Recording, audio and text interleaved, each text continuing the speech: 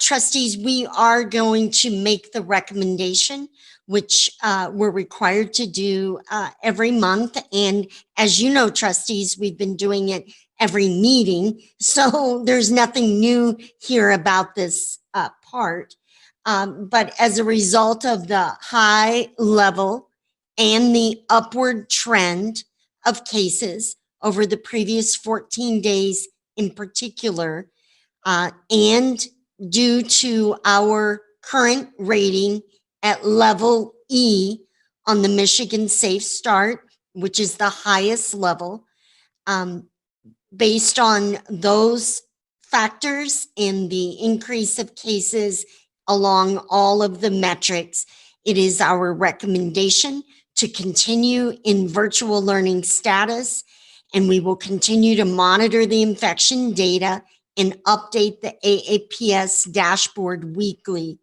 We are continuing to vigorously provide additional supports and services. You heard Assistant Superintendents Parks and Linden and Dr. Fedician speak to those details, but I just want to reassure our community that we will continue to vigorously work to add services and supports for our students, but we feel like the nature of this current data requires us to bring forward this recommendation for the board this evening. So just a reminder, our process is very rhythmical. We review the data every day. We update the board at least one time per week, and often more than once per week. We update to the AAPS dashboard on our website at a2schools.org once each week. And as soon as we see those metrics approaching a consideration level, we would make our community aware. We would confer with the board, with our team, and make the community aware. We will continue, and we have been working in a state of readiness to open both our physical properties and working through the finer details with our employee groups. Those conversations and that work continues because we are laser focused on a day when I can bring you a happier recommendation, and that is to begin to return at least small groups of students, the youngest and our most challenged. I do want to reiterate, and trustees, you've noted them, calls to action for Congress. I know that we have heard that there may be some action. We are in desperate need. All school districts are across the country, desperate need of resources to ensure that we will have the full PPE that would be needed to extend through the end of this crisis. As we've noted, regularly, readily available and timely testing and tracing. Technology connectivity should be a public and universal and free utility for every child and every family. And I know, trustees, that we're all advocating for that. As Trustee Gaynor noted earlier, I am sharing a press release tomorrow regarding the state of winter athletics. And trustees, you have a preliminary draft of that. So at this time, I just want to share that information. We know that the health and safety is our top priority. We've reiterated this in many, many meetings. And yet, participating in athletic practices and competitions, although it is a priority in an enriching life experience, it also brings along with it inherent risk in this COVID environment. So we have to balance the value and the benefits alongside our responsibility to protect our student athletes, our parents, our staff, our community, especially as the state is experiencing this dramatic increase. Trustees, late last week, you saw the announcement. The MHSAA announced that winter sports season will start on time beginning next week during the first week of November.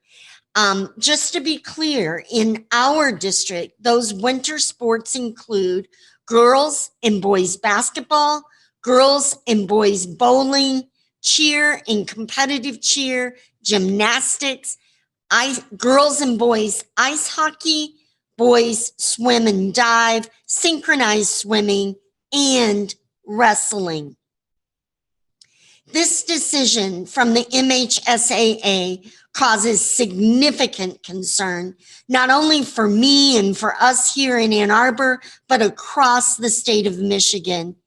Given the significant rise in positive cases impacting every county and region across Michigan, quite frankly, this decision and announcement feels reckless. Reports show an increased COVID cases and hospitalizations across Michigan over the previous 14 days. And in fact, Dr. Khaldoun's recent statement was that this is a magnitude unlike anything that has been seen prior in the COVID crisis. So in addition to the inherent risk of sports, I will note that all of these sports are indoor activities and competitions, which presents even greater risk. Therefore, we're calling on the MHSAA to reevaluate their intention to open winter sports next week.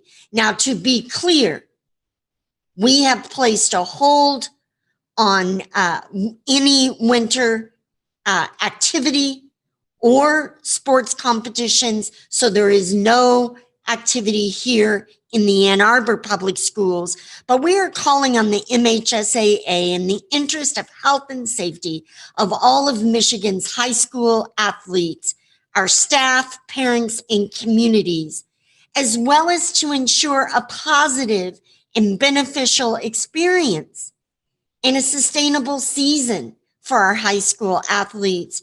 We've seen story after story as our football teams move into their finals of all the teams that have been unable to finish their season because of COVID infections. We are asking that the MHSAA reevaluate their decision, delay the commencement of the winter sports season until a time later in the year when it is safer and healthier to participate in these activities. In addition, I'm calling on school districts in our county, in the Southeastern Conference, and across the state of Michigan to join together in delaying the start of winter sports season. This delay will allow us to monitor infection rates over the coming weeks and to continue to prioritize health and safety, as well as future opportunities for our students.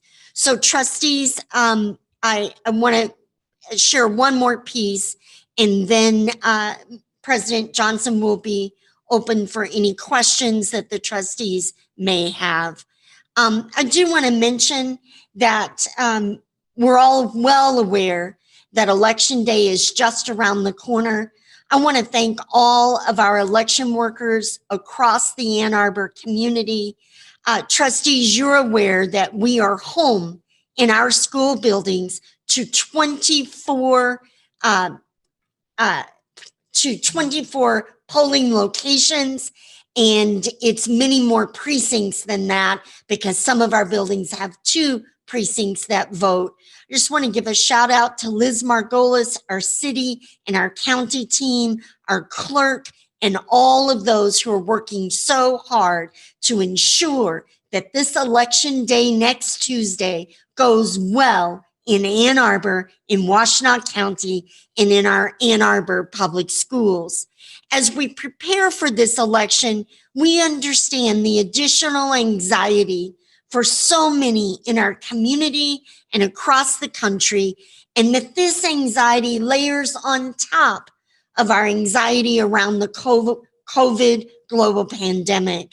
So tensions may be high, and we understand that. Our teachers are working with our students every day, and there's a real sense of anticipation and a sense of concern around our election coming up on Tuesday.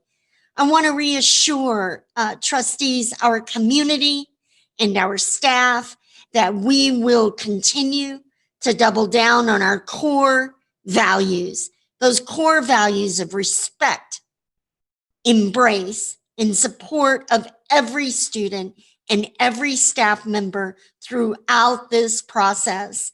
An election does not take away those values and those behaviors that guide us every day.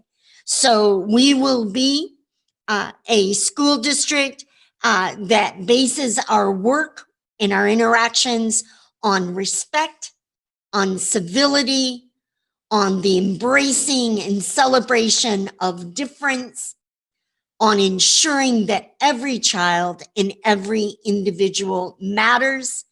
Everyone is valued, welcomed, and celebrated in our community. So we consider our role in this election time, both in providing the physical locations for much of the voting that will occur, as well as setting the tone in every classroom across our system. Trustees, we know that this is a time when we serve as models for our students and how we participate in the democratic process and how we move through an election, and particularly through an election with a lot of additional pressure on it. So I have left my voting sticker upstairs, but just imagine an I voted sticker. We'll just end that part by sharing we hope that everyone has a plan in advance to vote in this election, and we just appreciate the opportunity to be a part of this community throughout this process. So trustees, I appreciate that the hour is late. That is our Reimagine learning and our COVID update. We will continue to support our students, staff, and families. We're working to bring our students back to us inside our buildings is the single greatest challenge that we will face in our careers, no matter what role that we're in. And I'm so grateful for your work and support, and for the work and support and partnership of our staff, our students, our parents, and our community. So with that, that is our October 28th update, and we're ready for any remaining questions. Thank you. Great. Well, thank you, Ms. Backlor, Ms. Parks, Dr. Fedishin, Ms. Linden. Can't remember who else was in that kind of long information piece, but thank you for that.